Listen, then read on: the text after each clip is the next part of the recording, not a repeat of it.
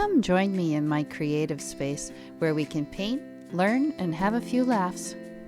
So get comfy and let's get started. Hello everybody, Kat here. Thanks for joining me today to paint a negative painting for yet another special occasion. I try to do one every time there's a holiday or a special occasion. And with St. Patrick's coming up, I thought I'd do a clover field. So I started here. I'm going to add a clip in from another video where I do the flower step, and then we'll continue to step 2. First, I'm going to take one of my mop brushes. It's a size 4 mop brush, but this is quite large if you compare it to my fingers. It's a pretty large mop brush. I am wetting it, and then I'm taking some paper towel and I'm dabbing it off because I don't want it really wet. What I want this for is the size. So I'm just going to I'm going to splay out my brushes, comme ça, just like that. See? And I'm going to leave them like that, all splayed. And I'm just going to dip them ever so gently so I don't unsplay the bristles. So I'm just going to dab, dab, dab. But I want to start off with the lighter part of the purple. Now you see when I went in and I swooshed my brush around and you lose the splaying. So I'm going to get more color. This is Quin Magenta that I'm using. And I also mixed it with a little bit of, let's see the color, Quinacridone Rose. So I'm just dabbing the first part, the lightest part of these flowers, and I'm trying to leave some white. I'll put one down here. I don't want to put too many. I just want the field of clover to have some flowers. Since this is not very wet, I'm going to take the chance and go to the next step. I suggest using a very small brush so it doesn't hold a lot of water. And I would like to get a little bit of sap green on my brush, and I'm going to put some dots in here. So I'm just trying to get those in here. This one I lost a lot of the white. I think my brush was too wet, and that's why what I should have done was put it in the paint and then maybe try it out on a different piece of paper first. I can always go in later on with some white paint if I feel like I've lost too much of the white, but it's really no big deal. I'm going to wet the back of my paper just so it sticks to my board because it's not taped down yet. I'll tape it down later when this is all dry. So it's nice and wet. I shouldn't have wet those flowers, but I'll be careful around them. And I'm going to use a fairly large brush. This is a size 12. And I'm going to use, I want to use sap green. I want to use some sap green. Going all around, avoiding these flowers. Now the paper is nice and wet, so you should get some nice soft lines. If you don't, you can always try and add a bit more water. So to draw, I'll add a drawing at the end of the video for you.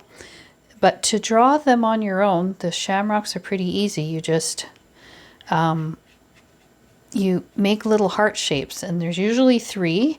And then of course, if you're lucky, you get a 4-leaf clover. I am adding in a bit of ultramarine blue here and there. And there's going to be nothing too dark on this layer. It'll dry a lot lighter because there's quite a bit of water. Back in with more sap green.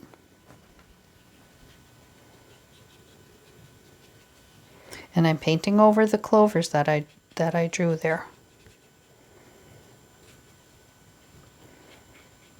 And this is not meant to be an even wash, so don't worry if parts of it are darker than others.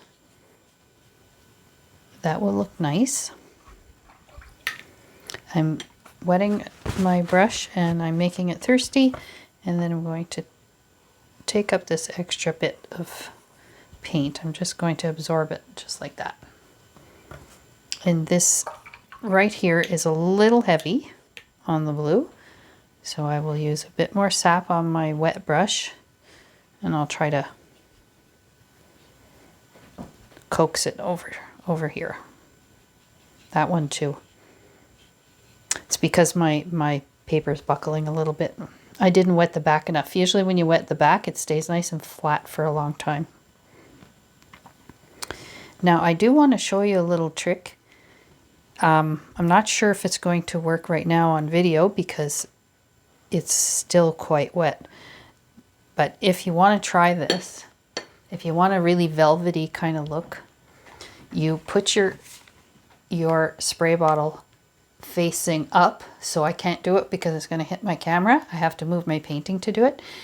And then you move it quickly and you let the mist fall onto your painting and it looks like velvet. It's really, really cool effect. And I've done it a few times on some paintings with greenery, and it's really, really cool. So I really think you should try it. See, this is the perfect, I don't know if you can see that corner. It's not shiny anymore, but it's very wet. It's just not glistening anymore. And that's the perfect time to do this little technique. Okay, here it goes. I'm going to try it. So I don't know if you can see the difference. I'm going to put it up closer.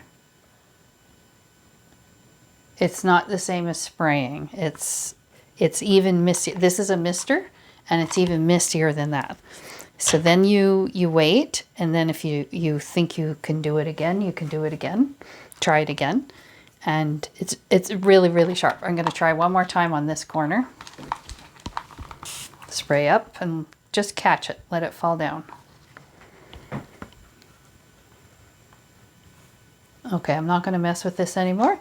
I will dry this and be right back. Now that it's all dry, I can start the layering. So now using some Hooker's Green,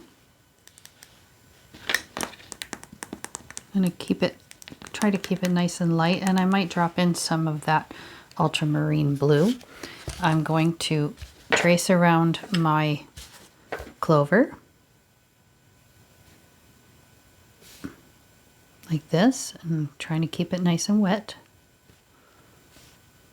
And if you are afraid of the streaks, then what to do is wet the paper first, which I may do especially here, so that I don't have any hard edges when I stop. So when I turn my work, you wet past where you want your color to be. It's a bit tricky over here because it's hard to see. I really lost my pencil lines there. I don't know what it is with me and my pencil lines. I really don't like them. I stepped on my microphone. So when you do the outline, try not to go around a large area and then fill it in, because you're going to end up with some lines. And you don't really want that. It's not very appealing. So I will wet around this flower. I'm going into the flower, but I'm not going to put paint in there. I have a feeling I'm going to end up with an edge there, but I'll deal with that after. It's difficult when your paper is not, it's in that buckling stage, as one of the people I watch calls it. It's the bulging stage is what I call it. Your paper is bulging because it's starting to dry in certain areas.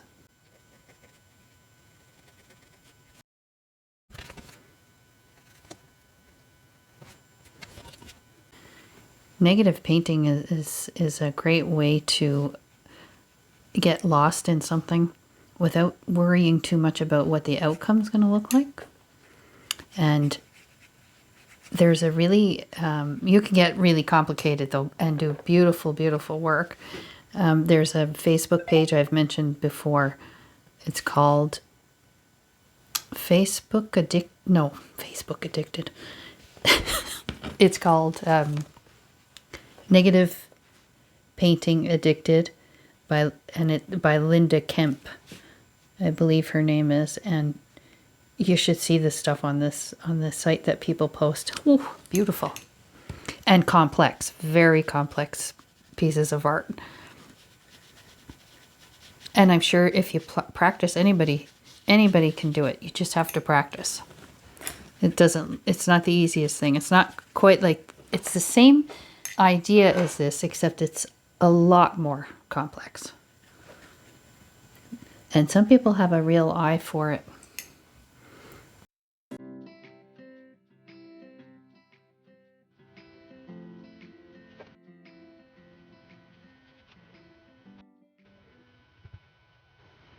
And put the point of your brush into the flower a little bit so you don't get an even edge. Now the next one I see is here and here, so I can wet a large space. Okay, so I'll stop here right around this flower, so I know I've wet up to this flower.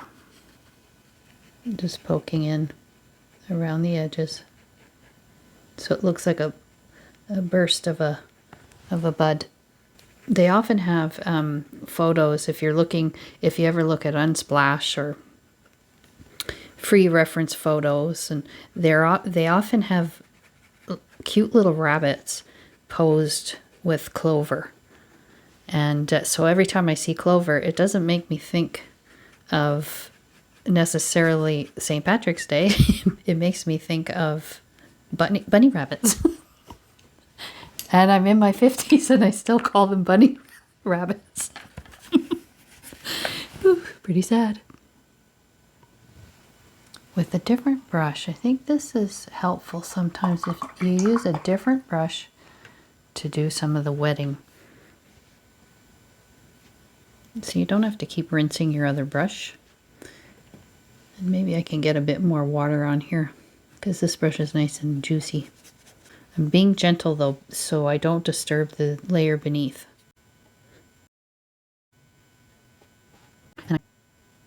Okay. A little bit of a hard edge there, but we'll see if I can fix that. I'm rinsing the brush and I'm dabbing it off, so it's just kind of damp. And I'm just trying to pull that paint out gently. Trying not to get any lines. And whatever boo-boos you make while you're doing this first layer, you can always fix it in the next layer.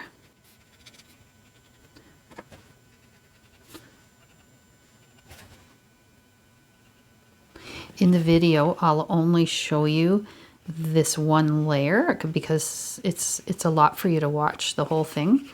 And then I'll show you what I do at the end to embellish, to put the finishing touches on. I have, it was February, so in February I did one negative painting of hearts, and in November I did one of poppies, etc. So, and in leaves in the fall, and someone left me a nice comment and said that that was going to be their drill practice, the heart one. So a lot of people do use this for practice. So I'm just trying, because I went over the line here quite a bit. I'm just trying to remove that and that one. So I'll wet this side and then we'll be finished the whole first layer. And this is the perfect project if you just need some time to yourself and you don't know what to paint. Just pick a shape and do some negative painting. Nothing like it. It's so relaxing. I know maybe I don't convey that well because I'm doing a video of it, but it truly is so relaxing.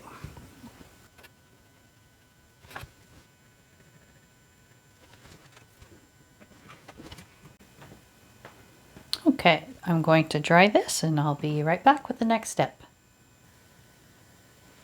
So in this next step, I'm going to be doing some shadows around the cloves that I have.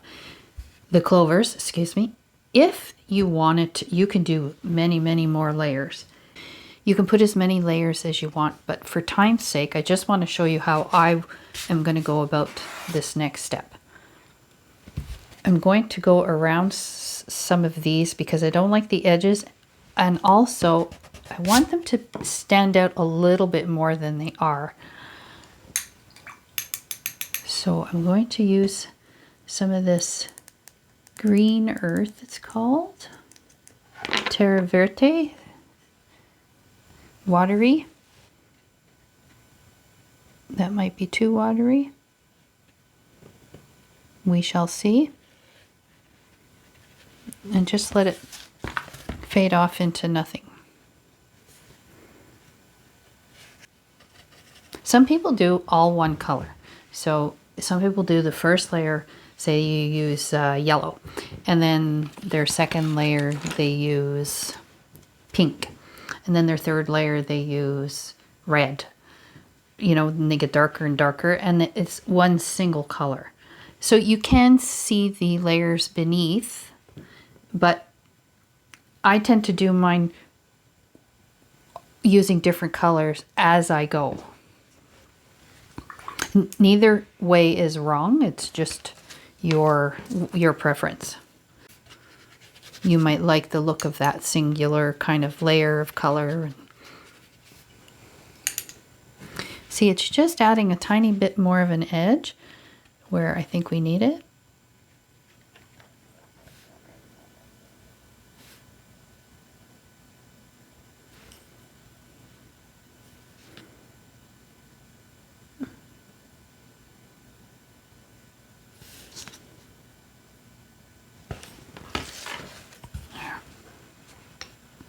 The weather today is, we've got some sunshine and you can almost feel spring in the air. Not quite. So March came in like a lion, that's for sure. So it's supposed to go out like a lamb if it comes in like a lion. So let's hope that expression remains true. Because we've had a tough winter. I think a lot of places who get winter in North America had a tough winter. We had a lot of snow this year. And while it's fun if you like to do activities in the snow, it's still a lot of hard work and it's dark a lot. And I just put a bloom here. I know I did. This tiny brush holds so much water. I love the brush, but I always forget how much water it holds.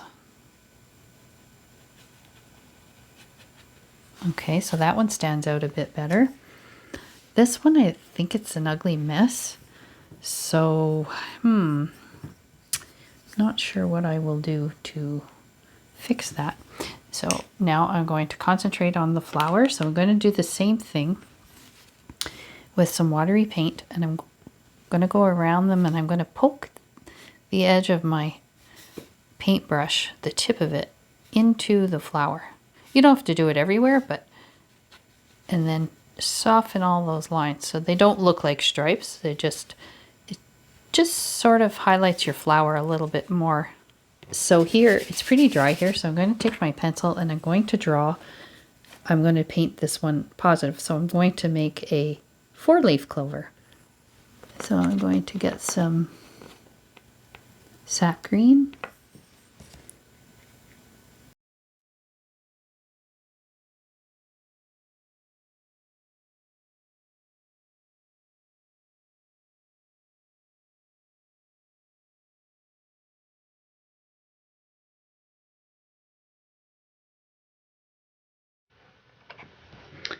And there's our lucky 4-leaf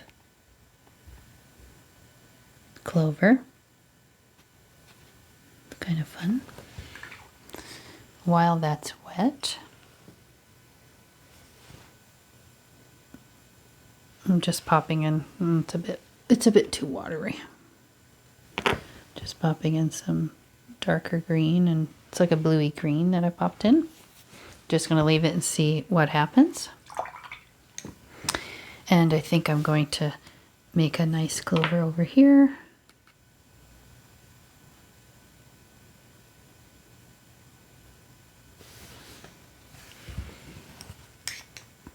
So I think I'm going to put another little guy around here somewhere.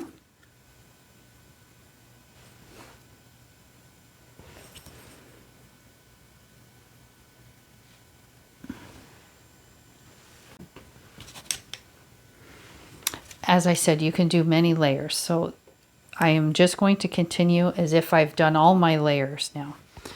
So I'm going to find the center of each clover, just like that. And I'm spreading the water out way past where it has to be. So up the leaves and across. So that's Quin Magenta, which is what I did the flowers with. Look at that. Oh, I love when it does that. So here, no, you wouldn't see that one. Now, while I have this color out, I am going to do some dabbing in the flowers. So you just want them to be a different color than the one that you put on first. So it could be the same, but more concentrated. Quin Magenta just goes whew on the paper. It also could be because it's core. That's a core color. And those paints are made with a different binder, and they're known to disperse like that. And they're so fun. If you don't mind losing control sometimes of your painting, it's so fun to paint with. I still don't like this boo-boo, but we'll fix that. For the next step, I'm going to use some Liquitex acrylic ink. It's called Iridescent Bright Gold. And I just want to play the painting up a little bit. I just added a little bit of my pearlescent paint to the gold because I find that gold is very yellowy and it doesn't show up as well as you'd think it would. There's a lovely painter on YouTube. Her name is Cece, Création Cece, or Cece Creations. And she uses this gold that she recommends to everybody. And because she has so many followers, that gold is never in stock.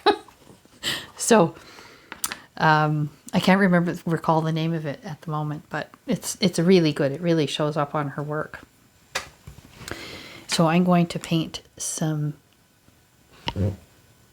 gold shamrocks or clover. That doesn't look like a shamrock much. How about if I put a little tail on it? That might help.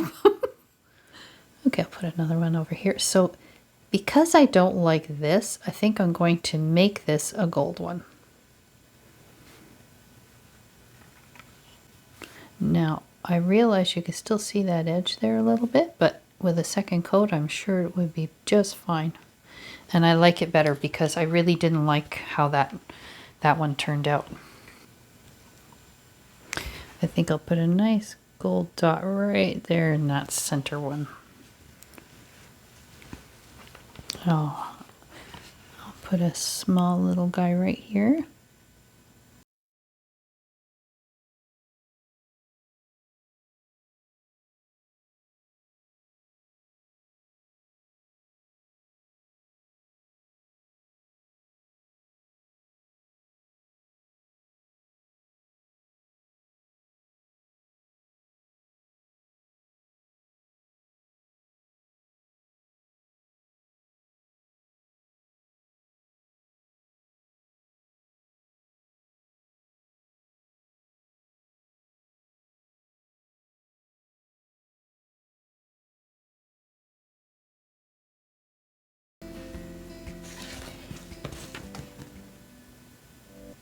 Just adding a bit of gold around this 4-leaf one. Make it extra special. Keep your hand up at a 90-degree angle if you want to use the tip of your brush. I know it's not over yet, but I didn't lean in anything shocking. There we go.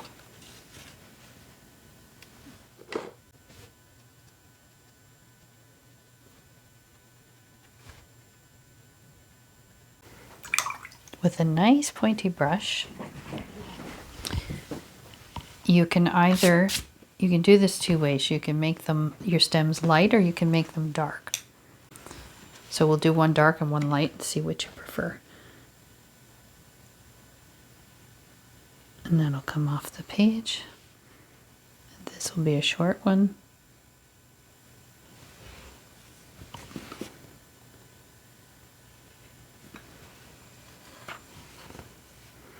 So this one can come right over this guy. And you can make them swirly. Yeah, I think I like them dark. Could add something.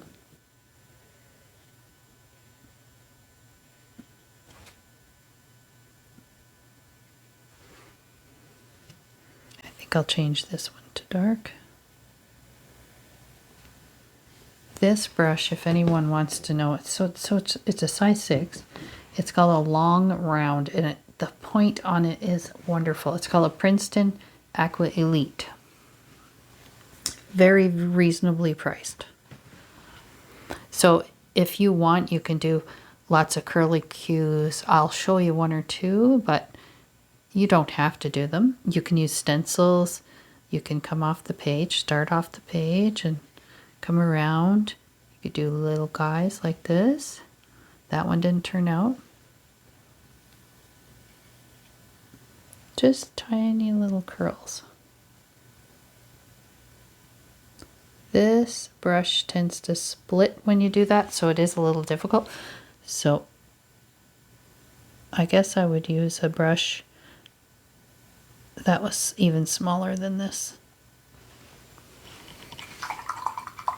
If you happen to do something and you don't like it, when your painting's dry, you can try to go over it. If it doesn't come off, which I didn't try very hard, but if it doesn't come off, go over it with some gold, or try and do some, maybe I can put another shamrock there, or, you know, don't worry if something doesn't work out. You can try and fix it. I might have better luck when it's dry, but I'm not waiting till it's dry. I just wanted to show you what you can do. So I'll take a smaller brush and I'll do the same thing, and I'll try and make it a nice tight curly cue. And you might not even notice it. There. When you remove your tape, make sure you're pulling away from your painting. Whoops. And don't stick your finger in wet paint. That's what I just did. So that's it.